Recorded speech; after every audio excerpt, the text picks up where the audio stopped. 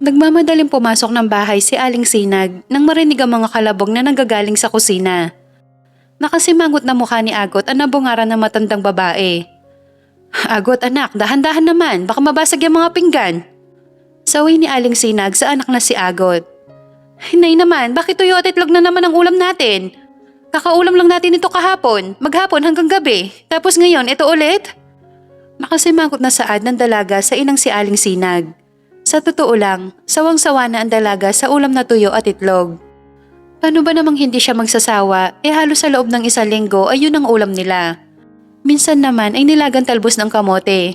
Gusto din naman ni Agot na makatikim ng sinigang na isda. Purgang-purga na kasi ang dalaga sa ulam nilang pang mahirap. Pasensya ka na anak, hindi kasi naubos ang paninda kong mga kakanin. Kaya yan lang ang nakayanan ng pera natin. Malungkot na saad ni Aling Sinag sa anak. Marahas na napabuntong hininga si Agot, saka nakapamewang na muling hinarap ang ina. Palagi naman ganito na Bakit ba kasi hindi tayo naging mayaman para hindi ko nararanasan ang lintik na kahirapan to? Hinaing ng dalaga sa ina. Sa totoo lang ay naiinggit si Agot sa mga kaklase na may kaya sa buhay at may magandang bahay. Samantalang siya ay nakatira sa isang maliit na kubo lamang at ni TV ay wala. Kaya naman pinangako ni Agot sa kanyang sarili na magiging mayaman siya pagdating ng araw. Hindi siya tutulad sa kanyang ina na tricycle driver lamang ang napangasawa. Mataas ang pangarap sa buhay ni Agot. Isa na doon ang yumaman at makapag-asawa ng milyonaryo. Hayaan mo anak, mamayang gabi gagawa ko ng paraan para makapag-ulam tayo ng masarap. Sa ngayon, pagtiisan mo muna yan. Kaysa magutom ka. Mahinahon na wika ni Aling Sinag. Hindi nanay, pupunta na lang ako sa mga kaibigan ko. Doon sigurado may masarap na ulam. Padabog na nagmarcha palabas ng kusina si Agot habang naiwan naman si Aling Sinag na nangingilid ang mga luha sa mata. Pumunta nga si Agot sa bahay ng kaklase nitong si Lani para makikain. Total, sanay na naman ito sa kanya. Hulaan ko, kaya nandito ka kasi wala kayong ulam sa bahay no? Nangaasar pa nitong sabi sa dalaga. Excuse me, may ulam kami, hindi ko nga lang gusto. Nakataas kilay na tugon ni Agot sa kaibigan. Kasi ang ulam nyo, tuyo at itlog na naman. Diyos ko Agot, wala bang ibang alam na ulam ang nanay mo? Mabuti na lang talaga mayaman kami at kaya namin bilhin kahit ano dahil marami kaming pera. Pagyayabang ni Lani na ikinataas ng 1 kilay ni Agot. Okay lang, darating ang araw na hihigitan ko ang yaman nyo. Nakikita mo ang mga building na yan? Magkakaroon ako niyan dahil magiging magaling akong businesswoman pagdating ng araw. Nangangarap na wika ni Agot. Asa ka pa? Alam mo Agot, gutom lang yan. Halika na nga sa kusina na makakain ka na. Yaya sa kanya ng kaibigan. Siya si Agot Reyes, ang nag-iisang anak na mag-asawang Renan Reyes at Sinag Carte. Marami nagsasabi na hindi niya kamukha ang mga magulang, ngunit wala siyang pakialam. Isa lang ang gusto ni Agot, ang yumaman, nang sa ganon ay kainggitan siya ng mga tao na kapaligid sa kanya. Kaya pinangako ng dalaga sa sarili na hindi siya maghihirap habang buhay. Dahil gagawa siya ng paraan para yumaman. Pagka-graduate ng high school, ay kaagad na naghanap ng trabaho ang dalaga. Pinalad naman siya matanggap ng waitress sa isang bar. Agot, anak, pwede ka ba namin makausap kahit sandali lang? Wika ng kanyang ina. Tungkol saan po ba ang pag-uusapan natin? Yamot ng tanong ng dalaga sa mga magulang. Anak, hindi kami pabor ng inay mo sa pagtatrabaho mo sa bar. Masyadong delikado, lalo na't babae ka at maganda. Ayaw namin mapahamak ka doon. Panimula ni Mang Renan. Oo nga anak, mas maganda siguro kung bumalik ka na lamang sa pag-aaral. Segunda naman ni Aling Sinag sa asawa. Pagak na tumawa ang dalaga sa mga magulang. Para ano? Para maging kawawa lang sa paningin ng mga kaklase ko? Ayoko ng ganun nay. Mas mabuti na ito magtrabaho na lamang ako. At least may pera akong panggastos at mabibili ko ang mga gusto ko. Binigyan diin pa ng dalaga ang huling salitang binitawan nito sa mga magulang. Walang pakialam ang dalaga kung masaktan man niya ang mga magulang, sa totoo naman ang sinasabi niya. Alam namin anak na maraming mga bagay ang hindi namin kayang ibigay sa'yo. Sanay ko nang bahala magpasensya sa amin ng itay mo. Malungkot na wika ni Aling Sinag. Tama ang inay mo Agot, kaya gusto namin makapagtapos ka ng pag-aaral. Nasa ganon matupad mo ang mga pangarap mo. Ayaw naming matulad ka sa amin, na kahit elementarya ay hindi nakatapos. Mahabang paliwanag ni Mang Renan sa anak. Tama kayo tay, talagang hindi ako tutulad sa inyo. Yayaman ako sa kahit anong paraan, kahit hindi ako mag-aral. Mariin tugon ng dalaga bago iniwan ng mga magulang sa kusina. Nagkatinginan na lamang ang mag-asawa na makaalis ang dalaga. May mali ba sa pagpapalaki natin kay Agot, Renan? Malungkot na tanong ng matandang babae sa asawa. Walang mali sa pagpapalaki natin sa kanya. Sadyang ganun siguro ang ugali ni Agot. Marahil may pinagmanahan siya sa mga magulang niya. Nag-aalalang tumingin si Aling Sinag kay Mang Renan. Bakit, Sinag? May problema ba? Nag-aalalang tanong ng lalaki sa asawa. Natatakot ako, Renan. Paano kung dumating ang araw na bigla na lamang lumitaw ang tunay ng mga magulang ni Agot? Paano na tayo? Natahimik bigla si Mang Renan sa sinabing yun ng asawa. Muli nagbalik sa kanyang alaala kung paano napunta sa kanila si Agot. Renan? Renan? Tawag ni Sinag sa asawa na magising itong wala sa kanyang tabi ang kanilang anak. Hindi naman nagtagal ay bumukas ang pinto at pumasok si Renan na malungkot ang muka. Oh, Renan, bakit malungkot ka? May nangyari ba? Teka, ang anak natin, nasan siya? Gusto ko siya makita. Sunod-sunod na tanong ni Sinag sa asawa. Nagtaka pa si Sinag nang bigla na lamang umiyak sa kanyang harapan ang asawa. Bakit ka umiiyak, Renan? Ang baby natin, nasan siya? Gusto ko siya makita. Naiiyak na tanong ni Sinag sa asawa, ngunit mas lalo lamang itong umiyak. Ano nangyayari, Renan? Magsalita ka. Hindi yung ganito na pinapakaba mo ko. Galit na tanong ng babae sa asawa. Sinag ang anak natin. Wala na siya, iniwanan niya tayo. Wika ni Renan habang umiiyak. Paanong iniwan? Narinig ko pa kaninang iyak ni Agot bago ako matulog. Makinig kang mabuti sa akin, Sinag. Kung ano man ang sasabihin ko sa'yo, sana'y matanggap mo to kagaya ng pagtanggap ko. Umiiyak na niyakap ng lalaki ang asawa bago ito muli nagsalita. Kinakabahan bumitiw sa pagkakayakap ang babae. Nalaman ni Sinag mula sa asawa na patay na pala ang kanilang anak na lumabas ito sa kanya. Ang narinig niyang iyak ng sanggol ay iyak ng kasabay niyang mga anak na babae. Masakit para sa isang ina ang mawalan ng anak, lalo na't hindi man lamang niya nayakap ang anak. Ilang taon nilang pinangarap na magkaroon sila ng anak tapos kukunin din pala kaagad sa kanila. Napahagulgol na lamang ang babae sa bisig ng asawa. Hindi nito matanggap ang pagkawala ng kanila nag-iisang anak. Isang gabi lamang pinaglamayan si Baby Agot at kaagad din nila itong pinalibing. Simula na makauwi ng bahay si Sinag ay naging malulungkutin na ito at hindi masyadong makausap ng matino ni Renan dahil palagi lamang umiiyak ito. Isang hapon, habang pauwi na si Renan ay napadaan siya sa isang parke. Malungkot itong napangiti na makita ang mga bata naglalaro kasama ng mga magulang. Malungkot na nilibot ni Renan ang buong parke na may makita siyang stroller na may bibig nakasakay at umiiyak. Nagpalingali nga sa paligid si Renan at nang masigurong walang tao banda doon ay mabilis nitong kinuha ang bata. Inuwi ni Renan ang bata at gano'n na lamang ang tuwa ni Sinag na makita ang baby. Tapik sa balikat ay nagpabalik sa kasalukuyan kay Renan. Hinawakan ng lalaki ang kamay ng asawa at dinala sa kanyang dibdib. Huwag kang mag-alala, Sinag. Walang kukuha sa anak natin. Dahil sa atin na siya habang buhay. Seryosong wika nito sa asawa. Sana nga, Renan, dahil hindi ko kakayanin na mawala sa atin si Agot.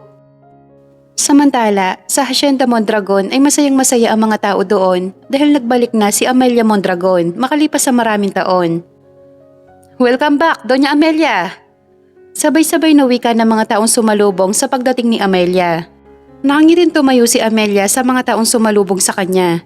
Natutuwa ang babae kahit na matagal siyang nawala ay hindi nawala ang paggalang sa kanya ng mga tauhan ng asyenda.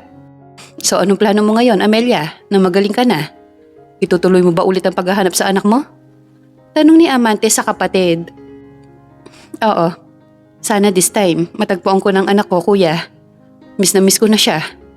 Naluluhang wika ng babae sa kapatid. May awa ang Diyos, Amelia. Magkikita rin natin ng anak mo. Dahil sa sinabi ni Amante sa kapatid, kahit papano ay lumakas sa loob ni Amelia na mahahanap nito ang anak na ilang taon nang nawawala. Walang sinayang na sandali si Amelia. Muli siya nag-hire ng private investigator para ipahanap ang anak niya. Walang pakialam ang babae kahit maubos pa ang pera niya, basta maibalik lamang ang kanyang anak. Samantala sa bar, dahil weekend kaya marami mga customers at lahat ay mayayaman na labis na ikinatuwa ni Agot. Hoy Agot, anong ginagawa mo? Bakit nagpapakit ka sa mga lalaking customers? Sita sa kanya ni Grace kasamahan ng dalaga sa bar. Siyempre para mapansin nila ako. Saka para ano pa't naging maganda ako kung hindi ko naman magagamit sa pagbimit ng matabang isda? Nakangising tugon ng dalaga sa katrabahong si Grace. Oo, Agot, maganda ka, pero mali pa rin ang ginagawa mo. Paano kung may girlfriend o asawa na pala mga lalaking yan? Nag-aalalang wika ni Grace sa dalaga. Wala akong pakialam, Grace. Basta may bigay na lang ang gusto ko. Sa kakasalanan ko ba kung mapansin ako ng mga kalalakihan? Alam mo, Grace, kaysa akong pinapakialaman mo, bakit kaya hindi mo na lang ako gayahin para pareho tayong maging masaya? Naiiling na tinalikuran ni Grace ang dalaga at nagtungo ng counter. Natawa na lamang si Agot na mag-walkout si Grace.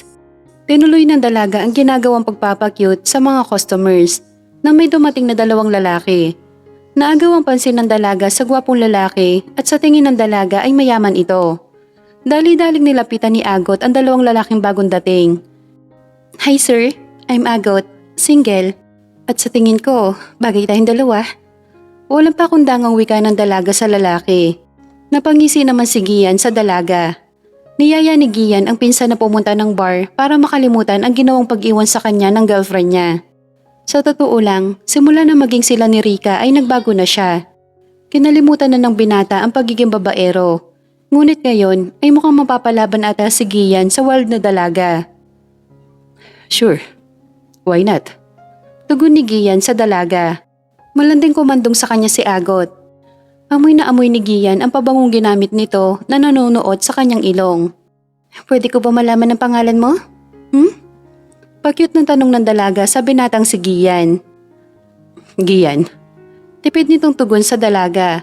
Napakagatlabi naman ang dalaga at pinagmasdan ang gwapo mukha ni Gian. Nakaramdam ng hindi maipaliwanag na damdamin ang dalaga na magtama ang kanilang mga mata. Bakit ganyan ka makatitig sa akin? Don't tell me, nagwagwapuhan ka sa akin. Mapangakit na wika ng binata sa dalaga. Oo, nagwagwapuhan ako sa'yo. At sa tingin ko, mahal na kita. Prangkang tugon ni Agot na kinatawa naman ni Gian. Oh, really? Baby Agot? So, let's go? Nang marating na tayo sa nais nating puntahan ngayong gabi? Nakangising wika ng binata habang pinaglalakbay ang isang palad sa makinis na mukha ng dalaga. Sure, handsome Gian? Malanding bulong ng dalaga sa binata. Nagpaalam si Gian sa pinsan bago tumayo at magkaakbay sila lumabas ni Agot ng bar. Pagkasakay ng dalaga sa kotse ng binata ay kagad siya nitong siniil ng halik sa mga labi. First kiss yon ni Agot at hindi nito inaasahan na ganun pala kasarap ang mahalikan ng lalaki. Para siya lumilipad sa alapaap ng mga sandaling yon. Kahit wala pang alam ang dalaga sa pagkikipaghalikan, ay hindi ito nagpahalata kay Gian. Ayaw kasi nitong ma-turn off sa kanya ang lalaki. Ginaya na lamang ng dalaga ang paraan ng paghalik nito hanggang sa nagawa niya ng tama. Habang abala silang dalawa sa paghahalikan ay abala din ang mga palad ni Gian sa paghaplos sa katawan ng dalaga. Nang hindi pa makontento ang binata ay marahas nitong pinunit ang suot na maiksing dress ni Agot na naging dahilan para malaya nitong mahawakan ang lahat ng parte ng katawan ng dalaga. Samantala, halos mabaliw naman ang dalaga sa ginagawang pagpapaligaya sa kanya ni Gian. Ngayon lamang napatunayan ni Agot na totoo ang mga napapanood niya sa mga movies sa pagitan ng dalawang taong nagtatalik na totoong nakakabaliw at nakakasabik ang mga susunod na magaganap. Kamuntik pang mapasigaw ang dalaga nang ganap na mapag-isa ng binata ang kanilang mga katawan. Ngunit mabilis itong nawala nang paliguan siya ng maliliit na halik sa pisngi ng binata. Nagulat naman si Gian nang malaman na siya ang unang lalaking nakagalaw sa dalaga. Ang akala kasi ni Gian ay isa ito sa mga babaeng mababa ang lipad na kung kani-kanino lamang nagpapagalaw kapalit ng pera, pero mali pala siya. Mabilis na isinuot ng binata ang mga damit na hinubad sa kahinarapan dalaga. How much? Tanong nito kay Agot. Anong how much ka dyan? Ayoko ng pera. Ang gusto ko ay pakasalan mo ako. Seryosong tugon nito sa binata.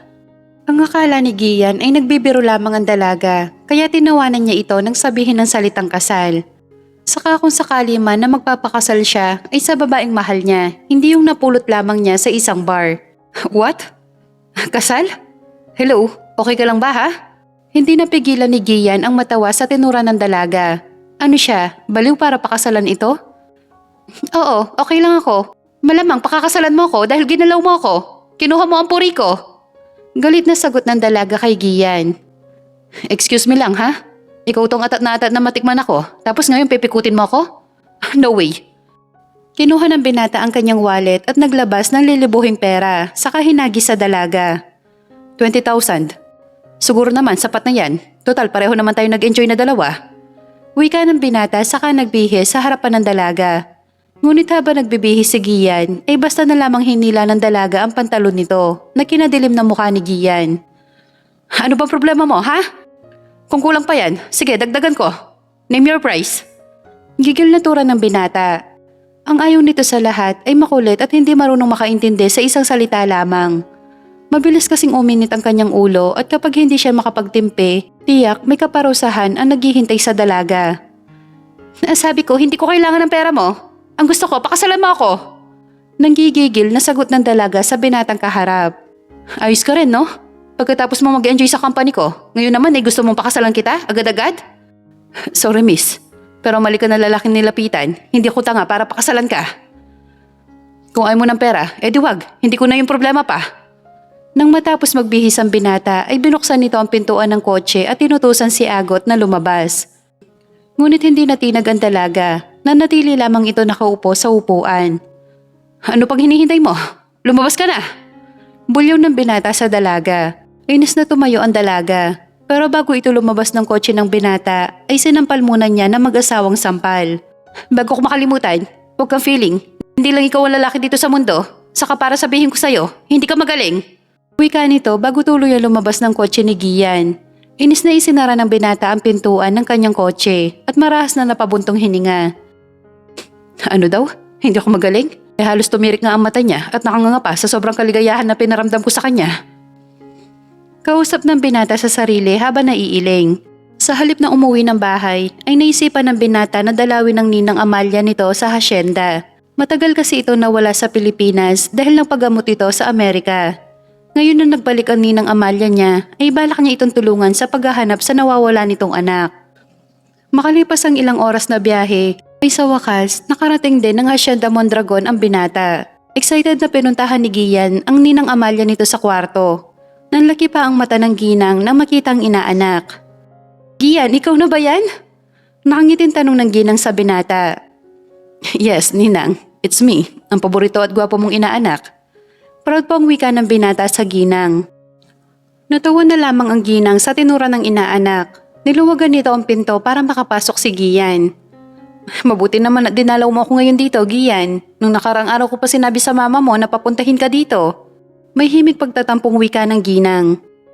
Sorry ninang, medyo broken hearted lang ako. Wala na kasi kami ni Rika, iniwanan niya ako. Sumama siya sa ibang lalaki. Malungkot na kwento ng binata. Ano? Bakit? Ano nangyari sa relasyon yung dalawa? Nag-aalalang tanong ni Amalia sa inaanak. Higit pa kasi sa inaanak ang turing nito kay Gian. Nang mawala ang anak niya, ay si Gian na ang itinuturing niyang anak. Bukod doon ay anak din ito ng best friend niya. Na ngayon ay kasosyo na nila sa negosyo. Hindi ko po alam ninang, basta ang sabi sa akin ni Rika ay hindi na daw siya masaya sa akin. Hindi ko nga alam kung bakit yun nasabi ni Rika. Ginawa ko naman lahat ng mga gusto niya at binago ko ang sarili ko para sa kanya.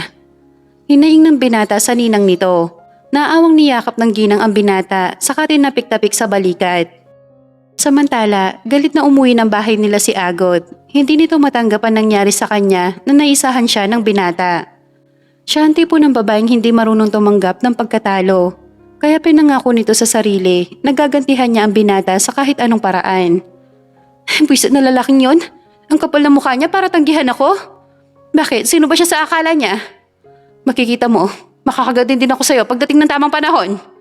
Makalipas ang isang linggo, ay naisipan ni Amalia na lumuwas ng Maynila para puntahan ang park kung saan nawala ang kanyang anak. Napaiyak na lamang ang ginang habang nakaupo at nakatingin sa mga batang masaya naglalaro, kasama ng mga magulang ng mga ito. Anak, nasan ka na ba? Sana makita na kita. Nandito na ang mami mo. Miss na kita. Mahinang wika ng ginang, sapat upang marinig na Agot ang mga katagang yon. Tumikim ang dalaga para mapansin siya ng ginang at gano'n na lamang ang tuwa nito nang lumingon ng babaeng umiiyak. Narinig ko po ang sinabi niyo, ma'am. Bakit po? Nasaan po bang anak niyo? Curious na tanong ni Agot sa ginang. Nawala siya dito sa park na baby pa siya. At hanggang ngayon ay hindi ko pa rin nahahanap ang anak ko. Hindi kaya kayo ang tunay kong ina? Wala sa sariling wika ng dalaga sa ginang. Anong ibig mo sabihin, miss? Nanginginig ang mga matang tanong ni Amalia sa dalagang katabi sa upuan. Ang sabi kasi ng mga magulang ko nakagisnan ay nakita lamang nila ako dito sa park. Pagsisinungaling ni Agot sa ginang. Sigurado ka ba, iha, sa sinasabi mo? Naniniguradong tanong ng ginang sa dalaga. Opo, ma'am. Kunwaring naiiyak na sagot ng dalaga, ngunit sa loob-loob nito ay nagdidiwang na ito dahil umaayon sa kanya ang pagkakataon. Nagulat na lamang ang dalaga nang kaagad siyang yakapin ng ginang habang naririnig ang mahina nitong paghikbi.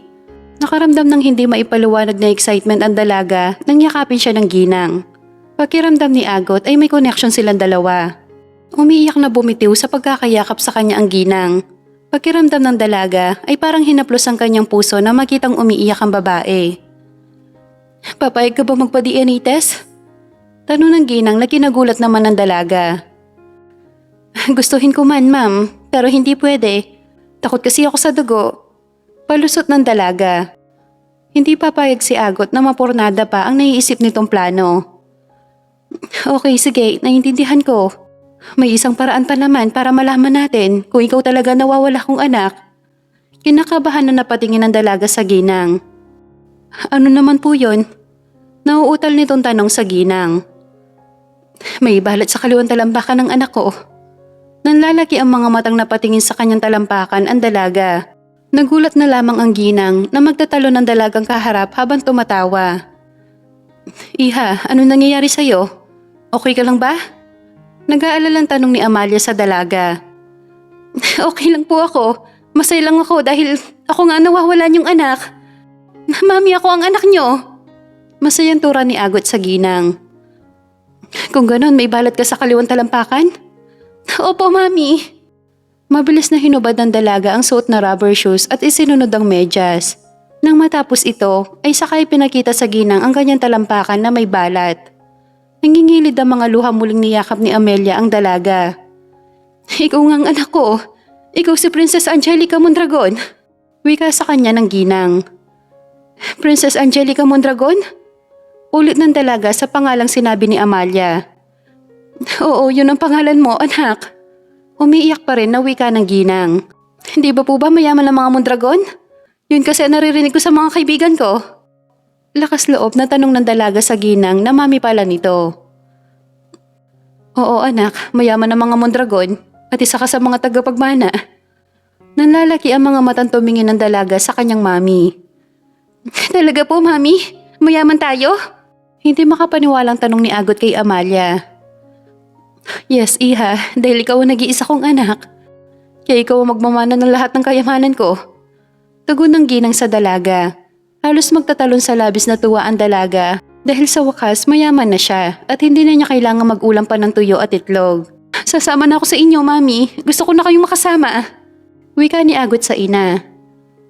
Yes, iha. Pero bago yun, kailangan ko muna makausap ang mga taong kumupkop sa'yo. Nawala bigla ang ngiti sa labi ng dalaga nang banggitin ng ginang ang mga taong nag-alaga sa kanya at itinuring niyang tunay na mga magulang sa loob ng mahabang panahon. Para ano pa, mami? Nandito na ako at magkakasama na tayong dalawa. Napataas bigla ang boses ni Agot sa kanyang mami. Nagulat naman si Amalia sa pagtaas ng boses sa kanya ni Agot. Huminahon ka anak, gusto ko lang naman makita ang mga taong nagpalaki sa'yo para personal na makapagpasalamat sa kanila. Paliwanag ni Amalia sa dalaga. Hindi na kailangan, mami. Ako na lamang ang kakausap sa kanila. Tsaka hindi nyo alam ang ugali nila. Mahirap na baka kung ano pang gawin nila sa'yo. Bukas ng tanghali, dito na lamang tayo magkita sa park, mami. Pwede ba yon?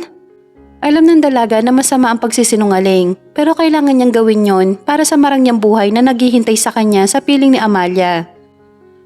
Hanggang ngayon ay hindi pa rin kumbinsido ang dalaga na tunay niyang ina si Amalia Mondragon. Sigurado si Agot na tunay siyang anak ng mga magulang, kaya imposible maging ina niya si Amalia. Sadyang umaayon lamang sa kanya ang pagkakataon, kaya nagkataon na pareho silang may balat na nawawala nitong anak. Sige anak, kung yan ang gusto mo, hihintayin kita dito bukas ng tanghali. Bago naghiwalay ang dalawang babae, ay muling niyakap ni Amalia ang dalaga. Samantala, nang makauwi ng bahay ang dalaga ay kagad siyang sinalubong ng mga magulang. Mabuti dumating ka na anak, sakto nagluto ako ng masarap na ulam. Bungad ka agad sa kanya ni Aling Sinag. Anong ulam po ba yung niluto nyo?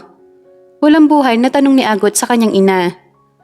Nilagang kalabaw anak, nagkatay kasi si Mang Tommy. Sakto naman na naubos ang paninda kong kakanin, kaya may pera akong pambili ng kalahating kilong kalabaw. Masayang kwento ni Aling Sinag sa anak. Mabuti naman kung ganon, ang akala ko ito'y itlog na naman ang ipapaulam nyo sa akin. Mataray na tugon ni Agot sa ina. Hayaan mo anak, ngayon na kinuha na akong labandera ni Aling Marta. Kahit papano may ekstrang pera na tayo para sa masarap na ulam. Masayang kwento pa ni Aling Sinag sa dalaga. Hindi na kailangan, Nay. Itago na lamang niyo ang pera niyo habang wala ako dito. Tsaka sa pupuntahan ko, tiyak na hindi lang nilagang kalabaw ang matitikman ko, kundi sosyal na mga pagkain pa. Abot na ang ngiti ng dalaga habang ini-imagine ang magiging buhay niya sa Hacienda Mondragon. Bakit anak, saan ka pupunta? Hindi akalain ng dalaga na narinig pala ng kanyang inay ang sinabi niya. Ang bala kasi ni Agot ay hindi siya magpapaalam sa mga magulang. Tiyak kasi pipigilan lamang siya ng mga ito. May trabaho akong pupuntahan, Nay. Malaki ang sahod. Huwag kayong mag-alala, sa oras na yumaman ako ay magkikinabang din kayo. Sa ngayon, hayaan niyo muna akong umalis. Huwag kayong mag-alala, dadalawin ko naman kayo dito tuwing katapusan. Pagsisinungaling ni Agot sa kanyang ina. Saan ka ba magtatrabaho, Agot? At anong trabaho to? Nag-aalalang tanong ni Aling Sinag kay Agot. Mahal na mahal ni Aling Sinag ang anak at hindi ito papayag na mapariwara ang anak na dahil lamang sa pangarap nitong yumaman. Minsan nang nawalan ng anak si Aling Sinag, hindi na ito papayag na muling mawalan pa ng anak sa pangalawang pagkakataon. Huwag niyo nang alamin panay, basta ang tanging masasabi ko lamang sa inyo ay marangal na trabaho to at para ito sa atin. Malapit na tayong yumaman, Nay, kapag nangyari yon, titingalain na tayo ng mga tao. Nagulat si Aling Sinag sa narinig mula kay Agot. Doon na hindi nakatiis si Mang Renan kaya sumabat na ito sa usapan ng dalawang babae. Anak, nag-aalala lamang kami ng nanay mo, baka kung anong trabaho yung papasukin mo. Ayaw naming mapahamak ka ng dahil lamang sa hangarin mong yumaman. Oo, masarap yumaman kung galing ito sa sariling sikap, dugot pawis ang puhunan. Ang kayamanan ay hindi nadadala sa kabilang buhay. Ngunit ang mabuting asal at pagiging mabuting tao ay habang buhay na nakatatak sa mga tao na nakikilala sa iyo at nagmamahal. Mahabang wika ni Mang Renan sa anak. Natigilan naman ang dalaga sa tinura ng kanyang ama. Oo, mali ang gagawin niya, pero kailangan niyang gawin yon para sa pangarap na yumaman. Hindi lamang para sa kanya, kundi para sa mga magulang niya. Hindi man maiparamdam ng dalaga na mahal nito ang mga magulang, ngunit sa kanyang puso ay mahal na mahal niya ang mga magulang. Na naging dahilan kaya siya nandito sa mundong ibabaw. Pangako po, Nay, Tay, wala akong gagawin na ikakasira ng buhay ko. Hindi man marangal ang trabahong papasukin ko, pero sinisigurado ko naman sa inyo, may isang tao akong mapapasaya. Napabuntong hininga na lamang ang mag-asawa. Samantala, kinagabihan ay kinausap ni Amalia ang kuya amante nito para ibalita rito na nakita niya na ang kanyang anak. May good news ako sa iyo, kuya. Tiyak na matutuwa ka. Nakangiting panimula ni Amalia sa kuya nito. Kuya, nakita ko na ang anak ko at bukas ay makakasama na natin siya dito sa hacienda. Masayang balita ni Amelia sa kapatid. Kinuwento ni Amalia kung paano nito nahanap si Princess Angelica. Amalia naman, gaano ka kasigurado na siya talaga ang anak mo? Ikaw na din ang nagsabi na tumanggi itong sumailalim sa DNA test. Sermon ni Amante sa kapatid. Dahil sa balat niya, sa talampakan, kuya. Sapat na patunay yon na siya ang anak ko. Mariing wika ng babae sa kuya nito. Diyos ko naman, Amalia. Maraming tao ang may balat sa talampakan. Paano kung nagkataon lang pala? Napataas bigla ang boses ni Amante sa kapatid. Alam ko, kuya, pero nararamdaman ko dito sa puso ko na siya si Princess Angelica na anak ko. Please, kuya, maging masaya ka na lang para sa akin. Dahil makakasama ko na ang anak ko na pamangkin mo. Pag-iusap ni Amalia sa kuya nito. Okay, sige. Pero hindi ibig sabihin nito na wala na akong gagawin para protektahan ka sa mga tao may balak na masama sa pamilya natin. Hayaan mo ko, Amalia. Naipa-background check itong sinasabi mong nagpakilalang anak mo. Kalmado na wika ni Amante. Pumayag na lamang si Amalia sa gusto ng kapatid para hindi na humaba pa ang kanilang pagtatalo. Alam naman ng babae na concerned lamang ang kuya niya sa kanya kaya ganon. Nang gabing yon ay tinawagan ni Amalia si Gian para ibalitaan tungkol kay Princess. Gusto kasi ng babae na nandoon si Gian sa pagdating ng anak niya. Samantala, masaya si Gian sa ibinalita sa kanya ng ninang dahil sa wakas ay makakasama na rin nito ang nawalay na anak. Kinabukasan ay maagang gumising ang binata para maghanda sa pagpunta nito ng hasyenda. Aba, ang gwapo natin ngayon Puna sa kanya ng kaibigang si Miguel. Siyempre, dahil ngayon ko makikilala ang anak ni Ninang. Mayabang pang sagot ng binata sa kaibigan. Naks naman, Gian. Huwag mo sabihin sa akin na pati ang anak ng Ninang mo ipapatusin mo. Nakangising tanong sa kanya ni Miguel. Of course not. Gusto ko lang nagwapo ako sa paghaharap namin. Tsaka kinakapatid ko yon. Hindi ko pwedeng patusin. Sagot ng binata sa kaibigan. Teka, naalala ko lang yung babae sa bar. Ano nang balita sa kanya? Nagkita na ba ulit kayo? Pagkatapos niyo maglaro ng apoy? Natigilan naman ang binata at naalala ang babae sa bar. Kahit papano ay nakaramdam din ng guilt ang binata, lalo na't virgin ang dalaga na makuha niya. Hindi maganda ang paghihiwalay nila ng dalaga sa bar. Nag-init kasi bigla ang ulo niya nang sabihin nitong pakasalan niya ito. Hindi na Pero kung sakali man na magkita ulit kami, hihingi ako sa kanya ng sorry about what happened. Pero pare, may kasalanan din ang babaeng yon, kaya dapat din siyang humingi ng tawad sa akin. Wika ng binata sa kaibigan. Maagang bumiyahe patungong asyenda ang binata. Excited kasi ito makilala ang anak ng ninang nito. Samantala, kaunting damit lamang ang inimpake ng dalaga. Karamihan kasi sa mga damit niya ay luma na rin. Nang matapos mag-impake ay lumabas na ng kwarto ang dalaga. Sakto naman na nasa labas ang mga magulang niya. Nay, tay, naalis na ako. Paalam ng dalaga sa mga magulang nito. Mag-iingat ka anak. Gabayan ka sana ng Panginoon sa iyong pupuntahan. Huwag mong kakalimutan magdasal bago matulog ha. Bili ni Aling Sinag sa anak. Tama ang inay mo Agot at sana hindi mo kami makalimutan. Segunda naman ni Mang Renan sa asawa. Ang drama niyo naman? Malamang hindi ko kayo makakalimutan. Kayo mga magulang ko, di ba? At saka malapit lang naman itong pupuntahan ko. Kaya huwag kayo masyadong OA, okay? Nakataas kilay na tugon ng dalaga sa mga magulang nito. Sige na po, aalis na ako. Naglakad na palabas ng pinto ang dalaga, ngunit bigla itong huminto at nilingon ang mga magulang na parehong umiiyak. Pabagsak nitong binitawan ng hawak na bag at patakbo niyakap ang mga magulang na umiiyak. Ang akala ng dalaga ay matitiis niya ang mga ito, ngunit hindi pala. Nang matapos sa mahabang yakapan nila mag-anak, ay naiiyak na hinarap ng dalaga ang mga magulang. Huwag na kayong umiyak. Dadalawin ko naman kayo parate. Tsaka para sa pamilya natin itong ginagawa ko. Alam ko masyado na akong ambisyosa, pero hindi nyo naman ako masisisi, di ba? Naiintindihan ka namin, anak. Pero sana palagi mong gagawin ng tama. Huwag kang gagawa ng mga bagay na pagsisisihan mo pagdating ng araw. Wika ni Mang Renan sa anak. Tumango na lamang sa kanyang ama ang dalaga para hindi na ito mag-alala pa sa kanya. Pagdating ng park ng dalaga ay nandoon na si Amalia. Sinalubong siya nito ng mahigpit na yakap na kaagad naman itong tinugon. Let's go, iha. Yaya nito sa kanya. Habang nasa biyahe sila, ay nalaman ng dalaga na nag-iisang anak lamang ni Amalia si Princess Angelica at patay na ang ama nito. Sa totoo lang ay magaan ang loob ni Agot sa ginang. Pakiramdam nga ng dalaga ay parang may connection silang dalawa. Matapos ang ilang oras na biyahe ay sa wakas narating din nila ang Hacienda Mondragon. Nanlalaki pa ang mga matang nilibot ng tingin ng dalaga ang asyenda. Napakalawak nito, tunay nga napakayaman na mga Mondragon. Pumasok ang kotseng sinasakyan nila sa isang malaking bahay na may mataas na gate. Bakuran pa lamang ay kay lawak na, paano pa kaya sa loob ng bahay? Pagkababa nila ng kotse ay kagad silang sinalubong ng 3 kasambahay at sabay-sabay na bumati sa kanila. Narinig pa ni Agot nang utusan ng ginang ang isang kasambahay para iakyat ang dala niyang mga gamit. Halika anak, bago tayo pumasok sa kwarto mo, ay lilibot muna kita dito sa buong bahay. Masayang turan sa kanya ni Amalia.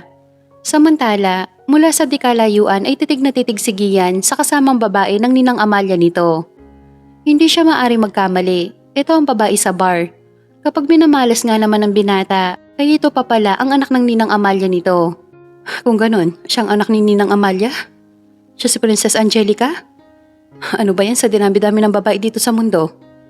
Bakit ang babaeng yan pa ang anak ni Ninang? Niinis na kausap ng binata sa sarili habang napapakamot ng ulo. Masayang ipinakilala ni Amalia ang dalaga sa mga katulong ng malaking bahay. Isa-isa namang binati ng mga ito ang dalaga habang nakayuko. Mamayang hapon, ipapakilala naman kita sa lahat ng trabahador dito sa hasyenda para makilala ka nila, anak. Wika pa ni Amalia sa dalaga. Sige po, mami. Tipid na tugon nito kay Amalia. Siya nga pala, Angelica, nandito ang inaanak kong si Gian. Ipapakilala kita sa kanya mamaya. Mabait na bata yon, pero mag-iingat ka sa kanya. Masyadong matinik yun sa mga babae. Mahirap na. Natawa naman ang dalaga sa winika ni Amalia. Ngunit na-curious bigla si Agot sa pangalan ng inaanak ni Amalia. Kapangalan kasi ito ng lalaki sa bar. Imposible naman sigurong iisang Gian lang sila, mayaman ang Gian na nakilala ko sa bar. Pero hindi rin malabong iisang tao lang sila, dahil mayaman si Mami Amalia. Malamang mayaman din ang mga magulang ng Gian na to. Naiiling na lamang ang dalaga sa tumatakbo sa isipan nito. Nakilala rin ni Agot ang panganay at nag-iisang kapatid ni Amalia na si Amante Mondragon. Istrikto ang mukha nito at masama kaagad ang tingin nito sa kanya. Ngunit siya si Agot, kaya hindi siya masisindak sa mga tingin sa kanya na matandang lalaki. Nang matapos siyang ipakilala sa kapatid nitong si Amante, ay dinala na siya ni Amalia sa magiging kwarto niya. Halos manlaki ang mga mata ng dalaga na makita ang kabuuan ng kwarto. Malaki pa ito sa kwarto ng kaibigan niya. Ang ganda naman nito, mami. Tanging nasabi na lamang ng dalaga. Hindi lang ito ang magiging sayo, anak, kundi itong buong asyenda at may iba pa tayong mga negosyo sa Maynila. Wika ni Amalia na mas lalong nagpagulat sa dalaga. Ngayon na nandito ka na, anak, ikaw na ang mamamalakad ng asyenda natin. Masayang wika ng babae sa dalaga. Talaga, mami? Hindi makapaniwalang tanong nito. Oo, princess. At sige yan na magtuturo sa'yo kung paano mamamalakad ng asyenda. Lalong na-curious ang dalaga na makilala ang Gian na inaanak ni Amalia. Siya nga pala, mami. Nasaan ba tong si Gian na inaanak nyo? Gusto ko siya makilala at makita kung anong itsura niya. Pag-iba ng dalaga sa usapan. Ang alam ko'y kanina pa nandito si Gian. Sandali, tatawagan ko lang saglit. Lumayo ng kaunti ang ginang sa dalaga. Denial ni Amalia ang numero ni Gian at hindi naman nagtagal ay sumagot ang binata sa kabilang linya. Nasaan ka, Gian? Nandito kami ni Princess sa kwarto niya. Pumunta ka dito para makilala niyo ang isa't isa. Narinig ng dalaga na wika ni Amalia sa kausap. Ano, umalis ka? Bakit? Okay. Sige, bumalik ka kaagad kapag natapos ang problema mo dyan. Napataas kilay si Agot na makitang ibinaba ni Amalia ang hawak na cellphone. Ano po nangyari, mami? Kaganyan tanong sa ginang. Umalis na si Gian, bumalik na ng Maynila. Kailangan kasi siya ng daddy niya sa opisina, may emergency daw kasi doon. Sagot sa kanya ng ginang. Ibig sabihin, mami, mayaman din sila Gian? Hindi napigilan ng dalaga na itanong yun sa ginang. Oo, anak, mayaman ang pamilya nila. May 4 silang hotel na pag-aari sa Ortigas. Bukod doon, ay may hasyenda rin ng mami ni Gian sa Laguna. Tsaka nag-iisang anak lang yan si Gian, kaya swerte ang magiging asawa ng batang yan.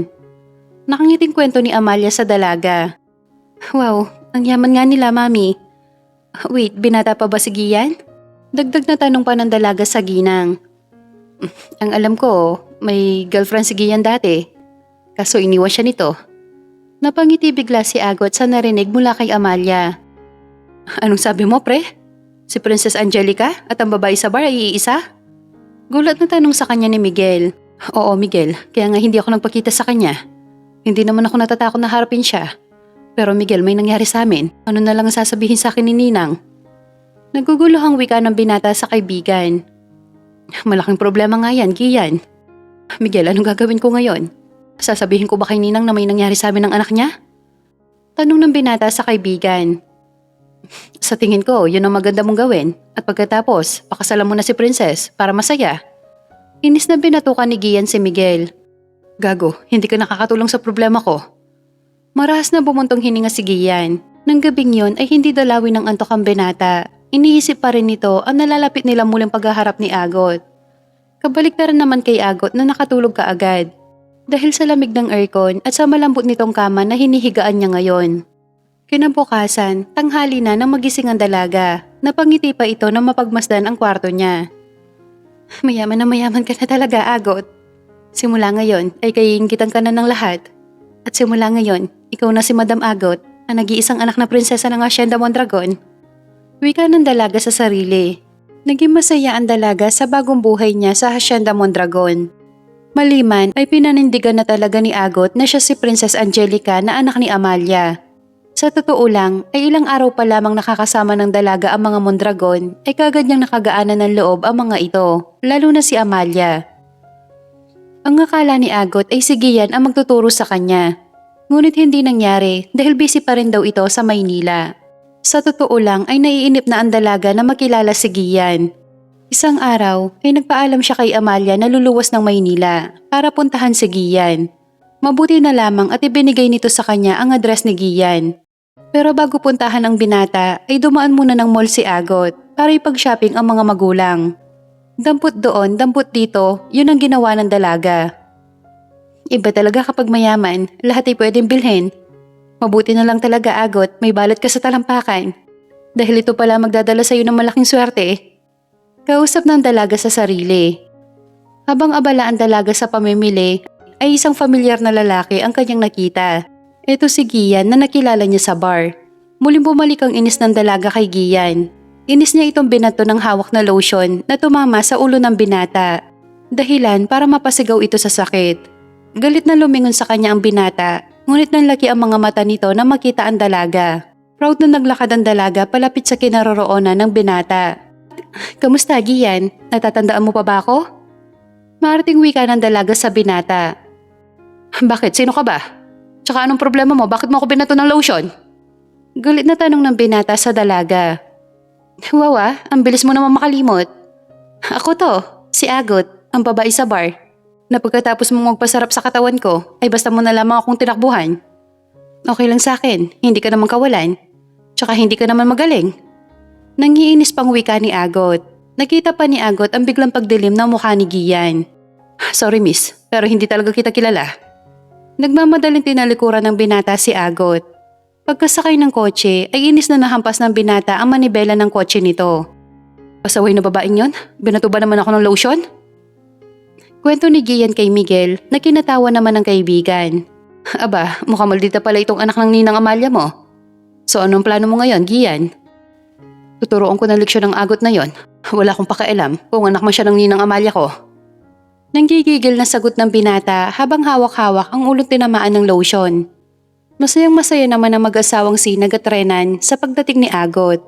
Simula kasi nang umalis ang dalaga ay ngayon lamang ito dumalaw sa kanila. Napansin ng mag-asawa na ibang-iba na ang itsura ng dalaga. Bukod doon ay may sasakyan itong dala at driver. Nak, pwede ba naming malaman ng itay mo kung anong trabaho mo ngayon? May hinahon tanong ni Aling Sinag sa anak. Mas mabuti po siguro na kung hindi niyo malaman ang trabaho ko. Basta safe po to, okay? Tugon ng dalaga sa ina. Nag-aalala nagkatinginan ang mag-asawa. May tiwala kami sa iyo anak, basta mag-iingat ka palagi ha? Pahabol na paalala pa ni Aling Sinag sa anak. Hindi naman nagtagal ang dalaga sa bahay nila, kaagad rin itong umalis. Pinuntahan nga ni Agot ang opisina ni Gian. Ngunit nasa meeting daw ito at hindi pwedeng istorbohin. Nakasimangot na sumakay ng elevator ang dalaga. Ngunit nang paglabas ng dalaga ay siya naman pagpasok ni Gian. Pareho pa silang nagulat nang makilala ang isa't isa. Si Gian ang una nakabawi sa pagkagulat. Ikaw na naman? Turo ng binata sa kanya. Ano naman sa'yo? Bakit? Pag-aari mo ba ang buong building na to? Mataring nasagot ng dalaga sa binata. Kung sabihin ko sa'yong oo, aangal ka ba? Nakangisi naman itong sagot sa dalaga. Eh di wow, pero sigurado naman ako na hindi totoo ang sinasabi mo. Dahil alam ko kung sino may-ari ng building na to. Alam mo ikaw, huwag ka masyadong mayabang. Hindi bagay sa pagmumukha mo. Inis na tinabing ng dalaga ang binata tsaka lumabas ng elevator. Naiwan naman nagpupuyo sa galit si Gian. Para sa binata ay namumuro na talaga sa kanya si Agot. Matuling lumipas sa mga araw at buwan, unti-unti na ring natutunan ng dalaga ang pamamalakad ng hasyenda na labis na kinatuwa ni Amalia. Ngunit habang tumatagal naman ay mas lalong dumodoble ang kasungitan ng dalaga sa mga trabahador, maging sa driver nito. Sa katunayan nga niyan ay nakakailang driver na rin ang dalaga simula nang dumating ito ng hasyenda. Saan ba nagmana yung anak mo, Amalia? Masyadong masama ang ugali. Tanong ni Amante sa kapatid. Hayaan mo na kuya, baka ganyan lang talaga ang paraan ni Agot para respetuhin siya ng mga tao dito. Nakangiting sagot ni Amalia sa kapatid. Tama ka, Amalia. At mukhang alam ko na kung kanino nagmana ang anak mo. Natawa naman si Amalia sa sinabi ng Kuya Amante nito. Aminado naman si Amalia na nakuha ni Agot ang ugali ng ama nitong si Ramon. Istrikto kasi ang asawa niya nang nabubuhay pa ito. Kaya nga lahat ng mga trabahador ng asyenda ay takot sa asawa niya. Samantala, ilang araw na naghahanap ng driver si Agot. Ngunit wala pa rin nag-a-apply. Kaya naisipan nito na sa agency na mismo kumuha ng driver para mabilis.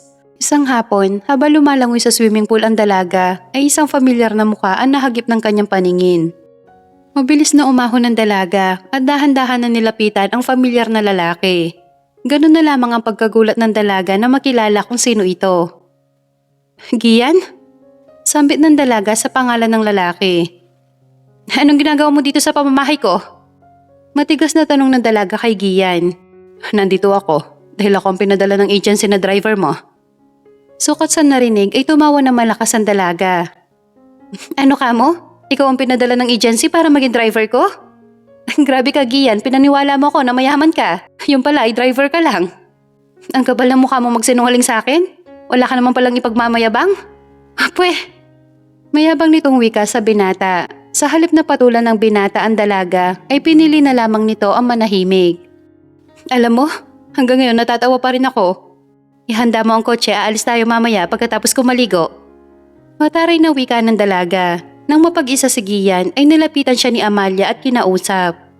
Bakit mo naman sinabi kay Agot na ikaw ang driver na pinadala galing agency? Okay lang po, Ninang. Gusto ko lang turuan ng leksyon ng anak nyo. Mali kasi ang ginagawa niya. Nakangiting niyakap ni Amalia ang binata tsaka nagpasalamat. Salamat, Gian. Sana nga'y mapabago mo ang ugali ng anak ko. Don't worry, Ninang. Gagawin ko lahat para bumait si Agot at matutong makisama sa mga tao dito. Natuwa naman si Amalia sa sinabing yun ni Gian. Napansin ng binata na kanina pa siya nagmamaneho. Pero wala pa rin sinasabi si Agot kung saan ito pupunta. Saan ba ang punta mo? Kanina pa kasi ako nagmamaneho. Hindi nakatiis na tanong ng binata sa dalaga. Hoy, dakilang driver, wala kang karapatan na magtanong kung saan ako pupunta. Basta ang gawin mo lang ay magmaneho dyan. Nakasimangot na sagot ni Agot sa binata. Paanong hindi ako magtatanong? 2 oras na ako nagmamaneho, pero hanggang ngayon ay hindi ko pa rin alam kung saan ka pupunta. Inis na binalingan ng tingin ng dalaga ang binata. Driver ka lang, ako ang amo mo dito kaya sundin mo lahat ng mga gusto ko. Tsaka lilinawin ko lang sa'yo ha, hindi tayo pareho ng katayuan sa buhay, kaya matuto kang igalang ako. Mataray nitong wika sa kanya. Alam mo kung ganyan ang ugali mo, walang makakatagal sa'yo. Kahit pa sabihin na malaki ka magpasahod. Pambabara ng binata sa dalaga na lalo nitong kinagalit. Alam mo, Gian, kanina ka pa ah. Kung hindi mo ko kayang igalang, pwes malaya ka makakaalis ng asyenda ko. Inis na ipinikit na lamang ng dalaga ang mata nito habang gigil na gigil naman si Gian sa dalaga. Kung hindi ka lang talaga anak ni Ninang Amalia, kanina pa kita itinapon sa ilog. Bulong ng binata habang natatawa nang ma-imagine ang itsura ng dalaga. Nang mga sumunod na araw ay napapansin ni Gian na masyadong palautos ang dalaga sa mga tauhan ng asyenda. Hindi lang yon, madalas din niyang makita ang dalaga na pinapagalitan ang mga tauhan, lalo na kapag hindi nasusunod ang gusto nito. Nung una ay hinayaan lamang yon ni Gian. Ngunit isang araw ay nakasalubong ni Gian si Mang Arthur na umiiyak. Ano nangyari sa inyo, Mang Arthur? Bakit kayo umiiyak? Nag-aalalang tanong ng binata sa matandang lalaki. Kasi Sir Gian, sinasanti ako ni Madam Agot. Nagalit kasi siya dahil natagalan ako sa inutos niya sa akin. Sumbong ng matanda sa binata. Ano? Parang yun lang? Tinanggal na kayo sa trabaho ng babaeng yon? Hindi napigilan ni Gian ang magalit sa dalaga. Huwag kayong mag-alala, Mang Arthur. Ako nang bahala sa inyo. Sige na po, bumalik na kayo sa trabaho nyo. Ako nang kakausap kay Agot. Utos ng binata kay Mang Arthur. Maraming salamat, Sir Gian. Nagpasalamat muna ang matandang lalaki bago iniwan si Gian. Hinanap ni Gian ang dalaga. Natagpuan niya ito sa may talon. Pwede ba tayo mag-usap? Tungkol kay Mang Arthur. Kaagad na wika ng binata sa dalaga na makalapit ito. Hulaan ko, nakausap mo ang matandang yon at nagsumbong? Tama ba ako? Nanguuyam na wika sa kanya ng dalaga. Oo, Agot, at mali ang ginawa mo. Matagal na nagtatrabaho dito si Mang Arthur, kaya wala kang karapatan na tanggalin siya. Bulyaw ng binata sa dalaga. Wow naman, Gian, antindi mo. Ilang buwan ka pa lang dito pero marami ka nang alam sa mga trabahador. Dinaig mo pa ako na anak ng may-ari. Kung nagagalit ka dahil tinanggal ko ang matandang yon, ay walang magagawa ang galit mong yan. Pareho lang kayong utusan dito at mga alila. Pasalamat ka nga sa akin kasi kahit hindi mo ako ginagalang na amo mo, ay hindi pa rin kita tinatanggal. Pero ito ang tatandaan mo, Gian. Isang beses na lang nasuwayin mo pa ako at hindi mo ako igalang bilang amo mo. Pasensyahan na lamang tayo. Banta sa kanya ng dalaga. Bakit ang tagal? Gusto ko ngayon na. Gusto mo kong tanggalin sa trabaho ko? Eh di sige, aalis ako. Pero bago yon, gusto ko munang gawin to sa'yo. Nahintakutan naman bigla ang dalaga sa sinabing yun ni Gian. Lalo na nang tawirin nito ang maliit nilang pagitan. Wala sabi-sabing siniil siya ng halik ng binata sa mga labi niya. Mapusok at mapagparusa ang mga halik nito sa kanya. Na habang tumatagal ay nadadarang na rin ang dalaga sa mga halik sa kanya ni Gian. Namalayan na lamang ni Agot ang sarili na nakikipaghalikan na sa binata. Habang isa nitong palad ay dahan-dahan na humahaplo sa makinis niyang dibdib. Hinihingal pa silang dalawa na maghiwalay ang kanilang mga labi. Ayan, Madam Agot, may dahilan ka na para tanggalin ako sa trabaho. Wika nito habang nakangisi sa kanya. Niiwan ng gigigil sa galit ang dalaga. Hindi alam ng dalaga kung para saan ang galit na yon. Nagpalipas muna ng galit ang dalaga sa talon bago umuwi ng bahay. Nagtaka pa ito na makita si Gian na kausap ng Mami Amalia niya. Hoy, lalaking bastos! Bakit nandito ka pa sa bahay ko? Galit na tanong ng dalaga kay Gian. Hindi ba nakikita? Nag-uusap kaming dalawa ng mami mo. Bakit mainit ang ulo mo, madam? Dahil ba ito sa nangyari sa talon? Nangaasar na wika nito sa kanya. Bakit, Gian? Ano ba nangyari sa talon? Singit naman ni Amalia sa usapan nila ni Gian. Wala, mami. Kinagat lang ako ng malaking langgam. Natawa naman si Gian sa palusot ni Agot sa mami nito. O siya, sige, maiwan ko muna kayong dalawa dito. May gagawin lang ako sa loob. Nang silang dalawa na lamang ng binata, ay mabilis na itinulak ng dalaga si Gian dahilan para malaglag ito sa simento. Ano bang problema mo? Singhal ng binata sa dalaga habang pinapagpagandamit na nadumihan. Ikaw ang problema ko, masyado kang bastos. Ang kapal-kapal na mukha mong halikan ako hindi naman tayo. Nagpapapadyak na wika ng dalaga habang masama ang tinging ipinupukol sa binata. Yung bang ikinagagalit mo? Bakit? Nagustuhan mo naman, di ba? Kaya mo nga tinugon ang mga halik ko. Wait, naalala ko lang. Yung nangyari sa atin sa bar. Di ba ikaw ang nagyaya sa akin nun? Bakit? Namiss mo na ba ang ginawa natin ng gabing yon? Sa inis ng dalaga ay nasampal nito ang binata, ngunit gumanti ito sa kanya. Ang akala ni Agot ay sasampalin rin siya ng binata, ngunit mainit nitong mga labi ang naramdaman niya sa mga labi niya. See? Namiss mo nga. Inis na tinalikuran ng dalaga ang binata at nagmarcha papasok ng bahay. Dahil sa inis, kaya gabi na nang maisipan ng dalaga na bumaba. Ngunit nagulat pa ito na makita si Gian na nasa sala habang nanonood ng TV. Gabi na, bakit nandito ka pa rin? Tsaka sa pagkakaalala ko, tinanggal na kita sa trabaho mo bilang driver ko. Wika ng dalaga kay Gian, ngunit tinawanan lamang siya nito. Alam ko, pero hindi naman ako nandito para maging driver mo ulit. Nandito ako para kay Ninang Amalia. Nakangising tugon sa kanya ni Gian. Ano sabi mo? Ninang Amalia? Kung ganun, ikaw nga si Gian na inaanak ni Mami? Hindi inaasahan ng dalaga na simula pa lang ay tama na ang hinala niya. Na si Gian at si Gian na inaanak ng Mami niya ay isang tao lamang. Exactly, my dear Agot. Nasyak ka ba sa nalaman mo? Kamunti kang pang ma-out of balance ang dalaga nang lumapit sa kanya ang binata. Ano nga ulit ang sabi mo sa akin, Agot? Alila ako? Utusan? Bulong nito sa tenga niya. Malakas na itinulak ng dalaga ang binata at patakbong bumalik sa kanyang kwarto. Nakakainis ang Gian na yon, naisahan niya ako. Nangingit-ngit na wika ni Agot. Samantala, pinatawag ni Amante si Amalia sa study room dahil may mahalaga daw itong sasabihin sa babae. Pinatawag mo daw ako, Kuya Amante. Anong pag-uusapan natin? Tanong kaagad ni Amalia sa kuya nito. Tungkol kay Agot, Amalia. Nagulat naman ang babae sa winika ng kapatid. Bakit kuya? Anong tungkol sa kanya? Amalia, anak mo nga si Agot. Siya si Princess Angelica. Masayang balita ni Amante sa kapatid. Talaga kuya? Oo, Amalia. Nalaman ng inupahan kong private investigator na hindi totoong anak ng mag-asawang Renan at Sinag si Agot. Nakuha lamang ni Renan si Agot sa park kung saan nawala ang anak mo. Kwento ni Amante sa kapatid. Sabi ko na nga ba tama nararamdaman ko? Bilang isang ina, yun ang tinatawag na lukso ng dugo, kuya. Naluluhang naupo si Amalia sa sofang naroon. You're right, Amalia. Pero hindi pa ako nakontento sa nalaman ko.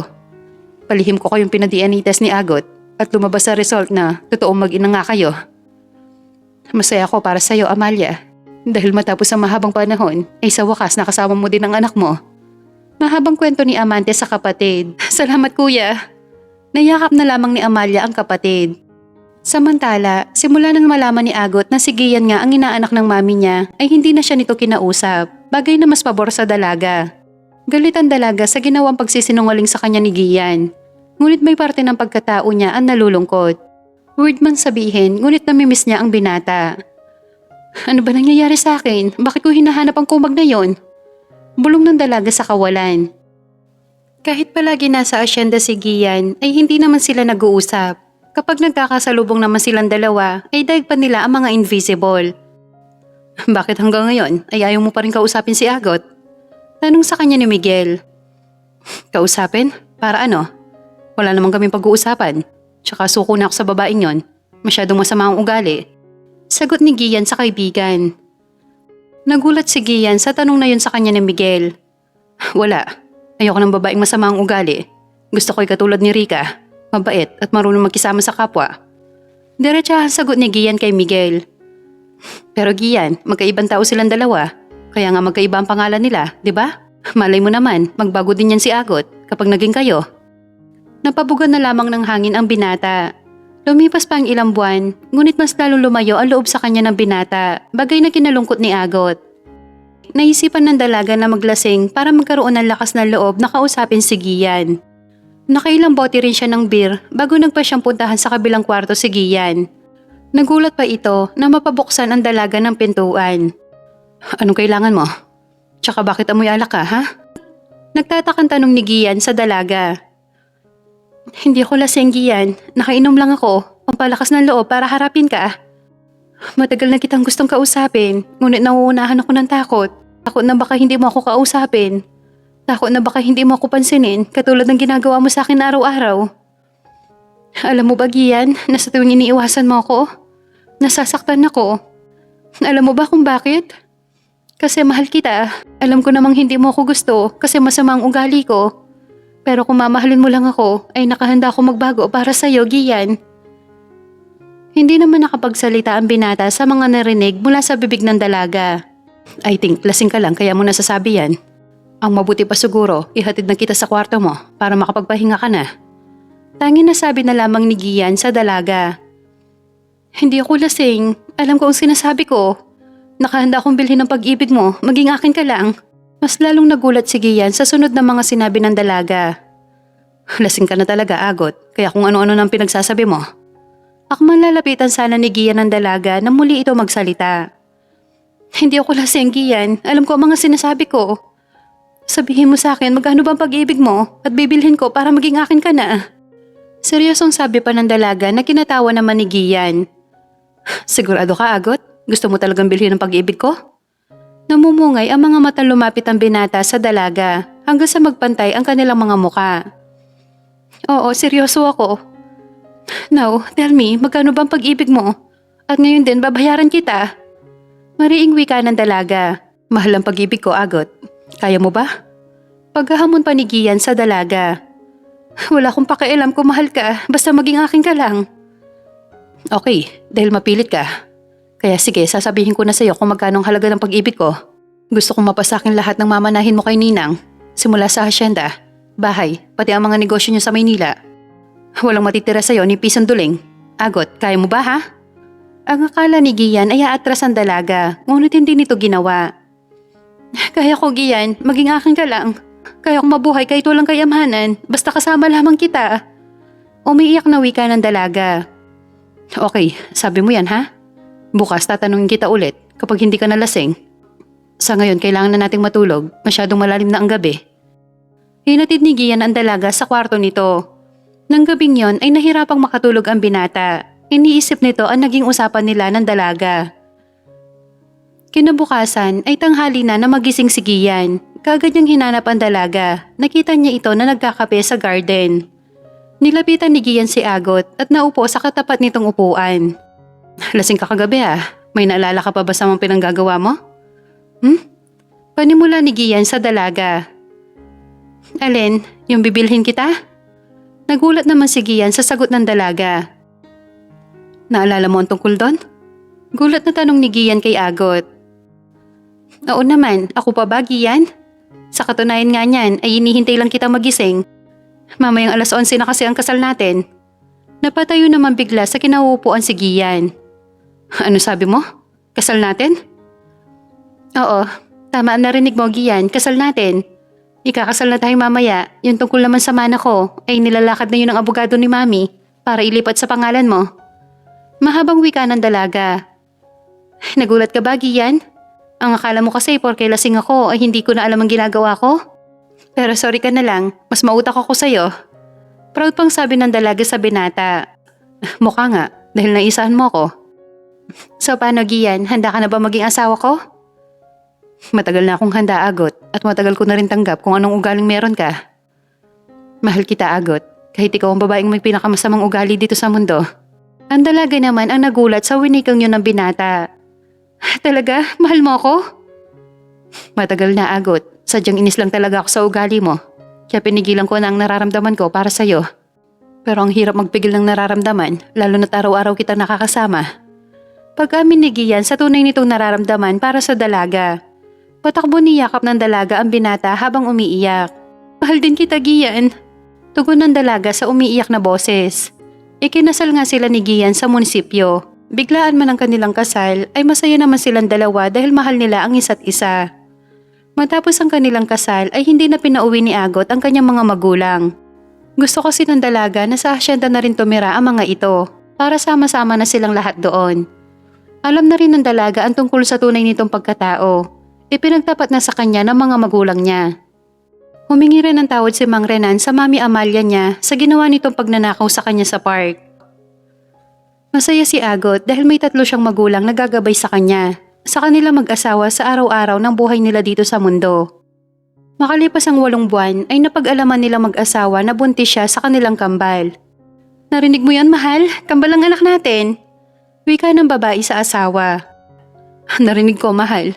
Thank you so much dahil binigyan mo ko agad ako ng kambal. I love you, mahal ko. Wika sa kanya ni Gian. I love you too. Tugon ni Agot sa asawa tsaka ito mabilis na hinalikan sa mga labi. Magkahawak kamay at may ngiti sa mga labing lumabas ng klinik ang mag-asawang Agot at Gian.